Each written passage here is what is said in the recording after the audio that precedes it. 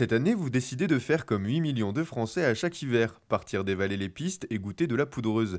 Dès 18 mois, vous pouvez chausser des skis sous réserve d'être en bonne condition physique et ce, sans limite d'âge. Mais attention, même si le ski est considéré comme l'un des sports les plus complets pour la santé, il n'en reste pas moins à risque.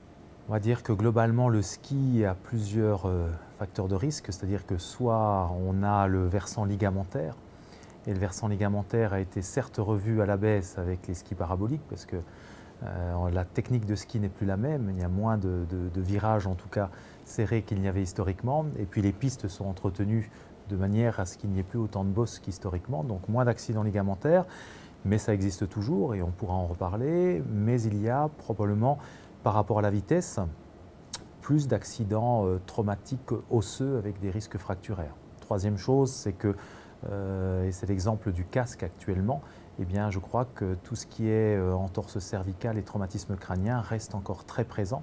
La vitesse est un des facteurs de risque et à ce moment-là, le casque fait partie des éléments préventifs aujourd'hui. Si l'entorse du genou et les lésions du ligament croisé antérieur restent très courantes au ski, d'autres traumatismes peuvent survenir. Alors pour éviter de passer ses vacances en béquille, quelques règles sont à suivre et ce, avant même le départ.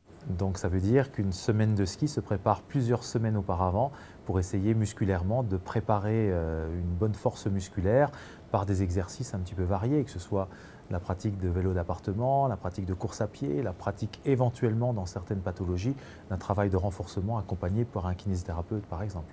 La pratique un petit peu répétée et condensée sur une semaine reste parfois un facteur de risque avec la notion de fatigue. Donc savoir gérer un petit peu sa semaine avec des journées et parfois une neige un petit peu difficile. Donc gérer un petit peu les journées de ski, gérer la récupération. Et comme vous l'avez signalé, la récupération par les étirements reste un élément important. La récupération par le sommeil, par l'hydratation et par les étirements. Partir reposer, gérer ses efforts, avoir une bonne hygiène de vie sont des conseils de base pour éviter tout problème au ski. Attention également en fin de journée, la fatigue étant la première cause de chute. Et si malheureusement malgré toutes ces précautions, vous avez été victime d'un accident, là aussi certains conseils peuvent vous aider. Alors première chose, c'est avoir le réflexe sur des signes de gravité. On prenait l'exemple de l'entorse de genou, c'est la notion de craquement, de dérobement, de déboîtement. Le fait que le genou gonfle rapidement et que le skieur qui s'est blessé se relève et décrive une instabilité avec une sensation de lâchage. Tout ça doit nous faire réagir et le sportif, le skieur, ne doit pas redescendre à ski. Mais là, il faut appeler les secours pour redescendre accompagné, que ce soit en scooter ou en barquette. Donc ça, première chose, c'est réflexe sur les pistes.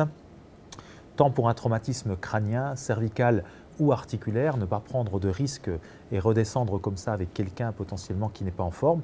Et puis après, le dernier élément, bien sûr, c'est le conseil général de ne pas aller hors des pistes et en situation un petit peu difficile où les secours, premièrement, ne peuvent pas venir facilement et encore une fois, où l'urgence peut être mal gérée si accident il survenait. Une réaction? Un témoignage?